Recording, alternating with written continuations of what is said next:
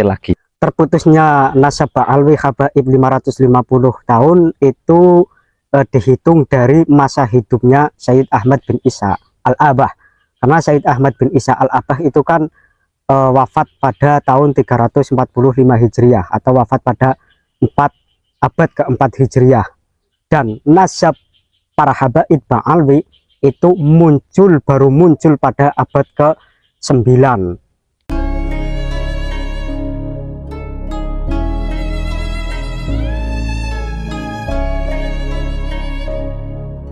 Zuriyah Nabi, karena riwayat mereka itu terputus 550 tahun.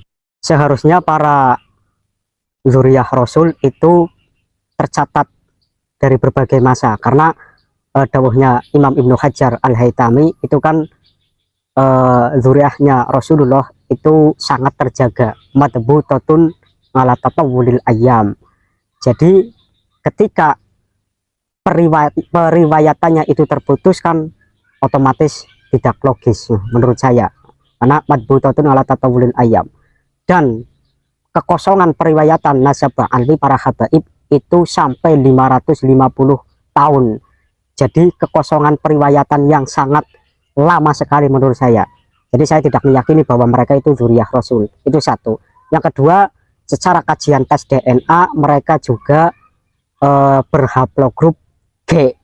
Di mana haplogrup G ini atau plat G, di mana haplogrup G ini itu Arab saja bukan, apalagi zuriyah Rasul. Itu menurut saya. Mungkin bisa lebih detail Mbah Idham, yang dimaksud dengan terputus selama 550 tahun tadi ya. 550 tahun maksudnya bagaimana ini Mbah Idham? Dijelaskan lebih detail lagi. Terputusnya nasab Ba'alwi Habaib 550 tahun itu dihitung dari masa hidupnya Sayyid Ahmad bin Isa Al-Abah. Karena Sayyid Ahmad bin Isa Al-Abah itu kan wafat pada tahun 345 Hijriah atau wafat pada abad ke-4 Hijriah. Dan nasab para habaib Ba'alwi itu baru muncul pada abad ke-9. Jadi itu maksud daripada periwayatannya itu terjadi kekosongan selama 550 tahun. Berarti yang dimaksud panjenengan seharusnya nasab mulia Kanjeng Nabi Muhammad Shallallahu Alaihi Wasallam itu selalu tercatat rapi sepanjang masa kayak gitu. Ala tatawulil ayam, tidak ada jeda walaupun hanya 1-2 tahun ya, tercatat rapi, apalagi ini sampai ratusan tahun begitu Mbak Idham. Oke, terus kemudian apa panjenengan tidak takut berseberangan ataupun tidak takut untuk su'ul adab kepada para masyayikh kita, sementara dari dulu masyayikh kita enjoy saja dengan para habaib ini, tidak ada yang mempermasalahkan nasab mereka. Mbah Nawawi sendiri juga di dalam kitab Uqudil Jinnya menyebutkan kalau ada istilah habib untuk zuriyah Nabi, kalau tidak salah seperti itu di dalam kitab Uqudil Jin ya, ada istilah yang digunakan oleh sebagian orang yang bernama Habib sebagai zuriyah Rasul.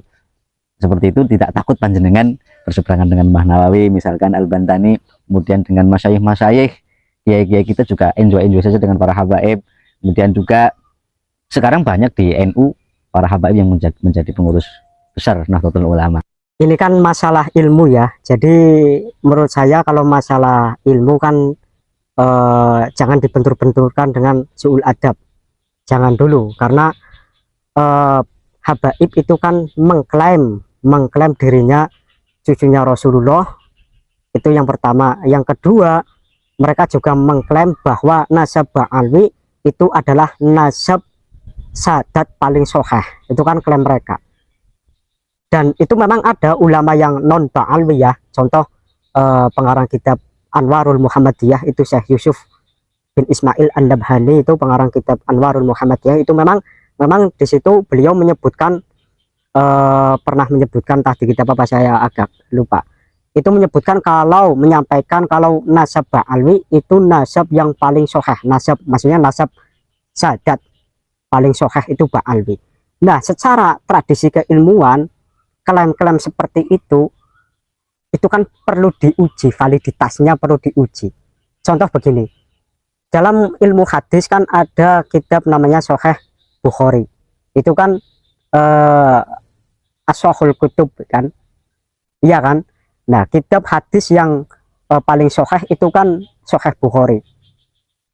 Penyematan Sahih Bukhari itu disebut kitab paling sahih, itu kan sudah ada penelitian terlebih dahulu, sudah ada uji validitasnya terlebih dahulu, iya kan, oleh ulama-ulama sezaman Imam Bukhari maupun setelah Imam Bukhari. Itu aja ada uji validitasnya terlebih dahulu, apakah benar hadis-hadis yang ditulis oleh Imam Bukhari pada sahihnya itu memang benar-benar sahih apa tidak. Itu kan ada uji validitasnya terlebih dahulu, secara matan bagaimana, secara rawi bagaimana, apa rawinya itu memang benar-benar dobit atau tidak, benar-benar adil atau tidak, benar-benar wirai atau tidak, hafalannya kuat atau tidak. Itu kan sudah diuji. Dan sesuatu apapun yang disandarkan kepada Rasulullah itu perlu di cross check apakah betul atau tidak.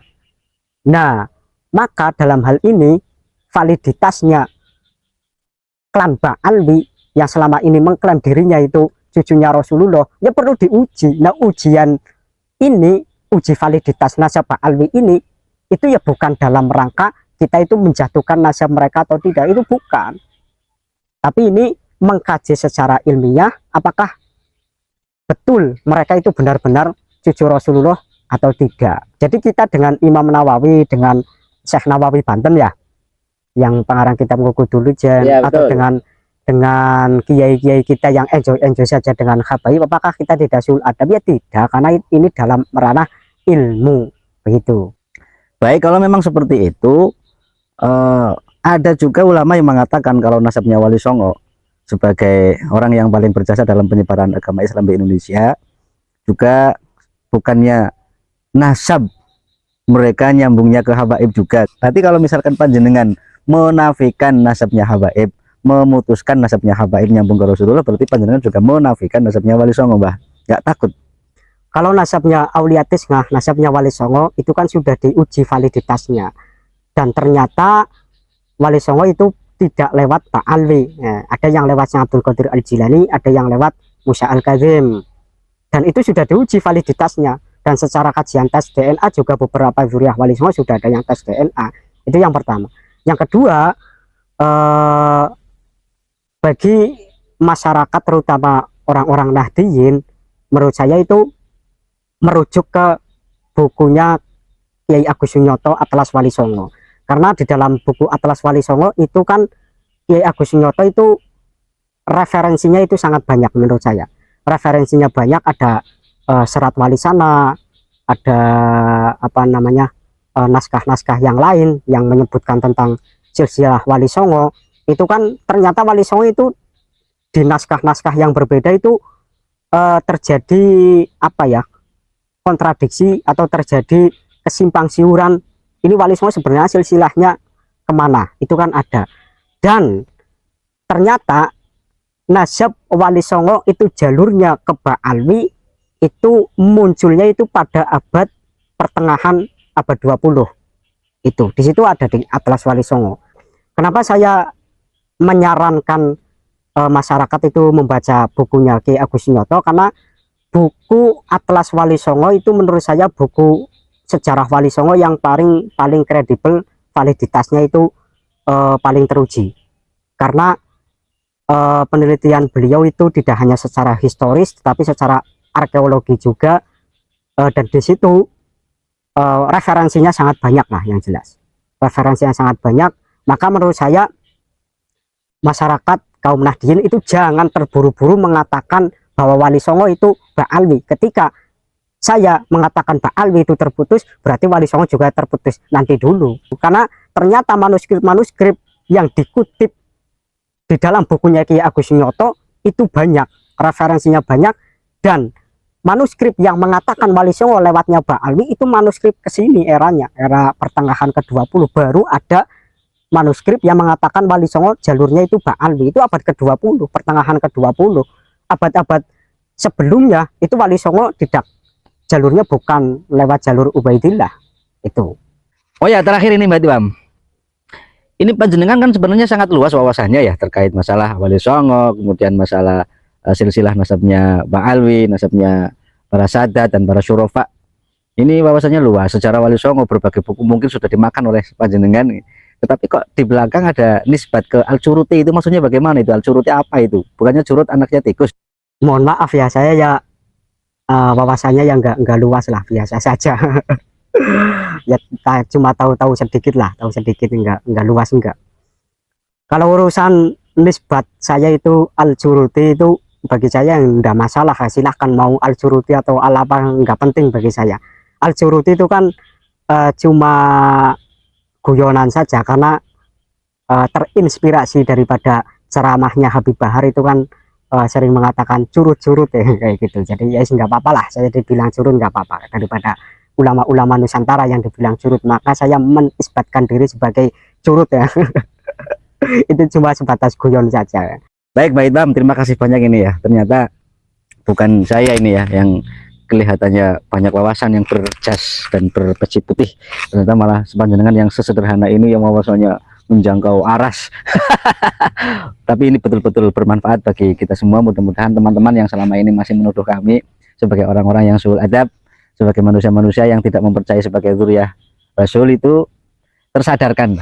Artinya bahwa kita yang mempermasalahkan ataupun mencoba untuk mendetailkan kembali, mengcross check kembali nasab orang-orang yang selama ini kita anggap sebagai dzurriyyah Rasulullah Muhammad SAW, harus kita cek kembali, karena kita itu hati-hati dalam menetapkan nasab yang berkaitan dengan kanjeng Nabi Muhammad SAW. Bukan benci kepada dzurriyyah Nabi, karena kita juga meyakini masih ada banyak dzurriyyah Nabi tapi selain habaib. Nah, sehingga dengan demikian mudah-mudahan kita selalu diarahkan oleh Allah untuk terus belajar, terus mengkaji dan jangan sampai kita ada kebencian di dalam hati, karena sama-sama saya kira ya, baik yang mendukung habaib sebagai dzurriyyah Nabi ataupun kita yang mau mengkrosek kembali nasab mereka, itu karena satu hal, cinta kepada Nabi Muhammad SAW. Sekian saudara-saudara, mudah-mudahan ada manfaatnya. Ihdinas shiratal mustaqim. Assalamualaikum warahmatullahi wabarakatuh.